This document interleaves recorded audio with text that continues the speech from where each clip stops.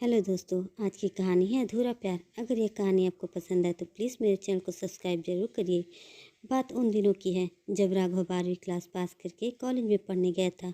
उसकी हालत अच्छी न होने की वजह से उसे पापा के पास बेंगलुरु जाना पड़ा और इसी बीच वह वहीं पर काम भी करने लगा। समय मिलते ही राघव अपने सारे दोस्तों को मैसेज करता था। वह शायरी का तो शौकीन था ही। हर रोज़ नई नई शायरी दोस्तों को भी भेजता और बदले में वे उसकी तारीफ़ करते थे। वे ज़्यादातर बातें मैसेज के जरिए ही करते थे। दोस्तों के अलावा राघव अपनी चचेरी भाभी सोनी को भी मैसेज करता था। वे खड़गपुर में राघव के भाई के साथ ही रहती थी। राघव और सोनी दोनों जब भी बातें करते थे, ऐसा नहीं लगता था कि कोई देवर भाभी बातें कर रहे हैं। ऐसा लगता था मानो दो दो जिगरी दोस्त बातें कर रहे हों। एक दिन अचानक राघव के फ़ोन पर एक नंबर से एक प्यारा सा मैसेज आया।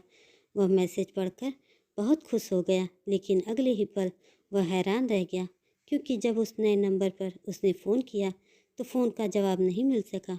राघव ने उसी नंबर पर मैसेज किया, कौन हो तुम? उधर से जवाब आया, आपकी अपनी दोस्त।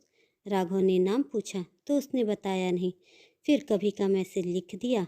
राघव ने सोचा, शायद मेरा ही कोई दोस्त मुझे नए नंबर से परेशान कर रहा है।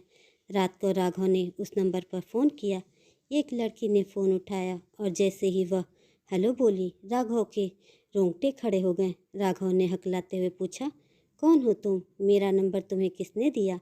तुम कहाँ से बोल रही हो? उस लड़की ने बताया, मेरा नाम पूजा है। इसके बाद उसने राघव से कहा कि वह उसे पहले से जानती है। इसके बारे में बहुत सारे भी बातें भी बताई। वह देखने में कैसा है, उसका कद कितना है वगैरह। राघव ने पूछा, मुझे कहाँ देखा आपने?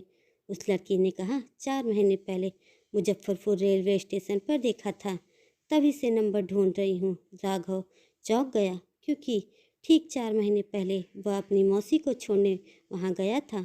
वह ख्याली पुलाव पकाते हुए सोचने लगा कि एक अनजान लड़की ने अनजान जगह पर उसे देखा और तब से उसका फ़ोन नंबर ढूंढ रही है।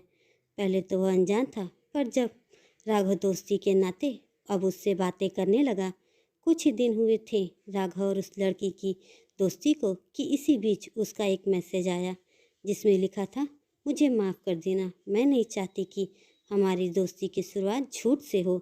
सच तो यह है कि मैंने आपको कभी नहीं देखा, बस सोनी भाभी के फ़ोन में आपका मैसेज पढ़ा, जो मुझे बहुत पसंद आया। इसके बाद भाभी से आपका नंबर लेकर मैसेज कर दिया।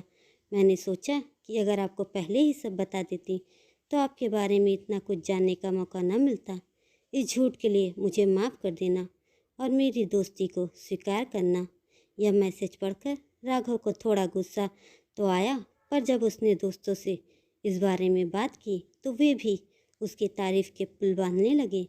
उसे सलाह दी कि कितनी अच्छी लड़की है, तभी तो उसने सब सच सच बता दिया। और तो और वह दोस्ती भी करना चाहती है। ऐसे सच्चे दोस्त कम ही मिलते हैं। उसे फ़ोन कर और दोस्ती की नई शुरुआत कर। फिर क्या था, राघव का दिल बाग बाग हो उठा। अगली सुबह जब राघव ने मैसेज किया, गुड मॉर्निंग दोस्त, तब उधर से भी मैसेज आया, जिसमें पूछा गया था, मुझे माफ़ तो कर दिया ना? फिर से सॉरी एंड थैंक यू। दोस्ती को आगे बढ़ाने के लिए राघव ने भी फिल्मी अंदाज में लिखा भेजा, दोस्ती में no thank you no sorry. उन दोनों की दोस्ती परवान चढ़ती गई। पहली बार घर जाते समय राघव उससे खड़गपुर रेलवे स्टेशन पर मिला। ट्रेन वहाँ ज़्यादा देर नहीं रुकी, इसलिए बातें भी ना हो सकी, सिर्फ हाय हेलो ही हो पाई। उस समय छठ पूजा की तैयारियां चल रही थी। राघव घर पे ही था। सोनी भाभी हर साल छठ पूजा के लिए समय गांव आ जाती थी। इस बार भी वे आईं, पर अकेली नहीं, पूजा भी साथ थी। राघव इतना खुश था कि बयान ही कर सकता था। उसने पूजा को अपनी माँ और बहनों से मिलवाया। वह पूरा दिन उसी के साथ रहा। सोनी भाभी कहाँ चुकने वाली थी, वे भी उसे ताने कसती रही और बोली, क्यों देवर जी, क्या इसे भी यही छोड़ दूँ हमेशा के लिए? भाभी की ऐसी बातें सुनकर राघव के मन में लड्डू फूटने लगे। काश ऐसा ही होता। पूजा थी ही ऐसी, गोरा रंग, लंबी नाक, लंबा कद, पतली कमर, मानो कोई अप्सरा हो। राघव मन ही मन उसे चाहने लगा था। उसके फ़ोन की बैटरी और पैसे खत्म हो जाते, पर बातें नहीं। हर साल छठ पूजा पर पूजा भी सोनी भाभी के साथ उससे मिलने चली आती, लेकिन राघव की कभी हिम्मत नहीं हुई कि वह भी कभी उसके घर जाए। राघव जब भी गांव आता उससे स्टेशन पर ही मिलकर चला जाता। प्यार वह भी उससे करती थी पर बोलती नहीं थी। राघव उससे प्यार का इजहार करवा कर ही रहा। अब दोस्ती भूलकर प्यार मोहब्बत की बातें होने लगी। बात शादी तक पहुंच गई। राघव ने हिम्मत करके पड़ोसियों के जरिए अपने प्यार और शादी की बात माँ तक पहुंचा दी। माँ ने इस रिश्ते को एक बार में ही खारिज कर दिया। इसकी वजह यह थी कि लड़की उनकी बिरादरी की नहीं थी, पढ़ी लिखी है, शहर की रहने वाली है, गांव के बारे में क्या जानती हैं। माँ के ख्याल से शायद पूजा घर परिवार न संभाल सके।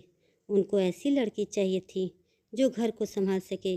घर तो पूजा भी संभाल लेती, पर माँ को कौन समझाए। पुराने ख्यालों वाली माँ जो एक बार बोल देती है वही राघव के लिए पत्थर की लकीर हो जाता है। समय का पहिया अपनी रफ्तार से चलता रहा। राघव के दोस्तों और पड़ोसियों सभी ने उसे सलाह दी कि वह पूजा को भगा ले जाए। माँ कुछ दिन नाराज रहेगी, पर समय के साथ सब ठीक हो जाएगा। राघव आगे पीछे की सोचने लगा। जैसे हर माँ के सपने होते हैं वैसे ही मेरी माँ के भी सपने होंगे। वे सोचती होगी कि उनके बेटे की शादी होगी, बैंड बाजा बजेगा, वे खुशी से नाचेंगी। राघव ने भी सोच लिया था कि पूरे परिवार के सामने उसकी शादी होगी। वह अपनी माँ के सपनों को नहीं तोड़ सकता। एक दिन राघव ने पूजा को अपने मन की बात बता दी।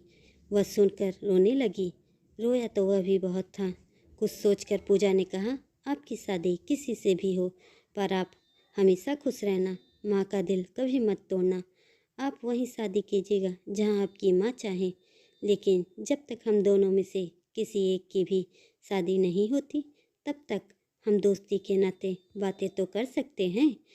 फिर पूजा छठ पूजा पर गांव नहीं आई। राघव भी उदास रहने लगा।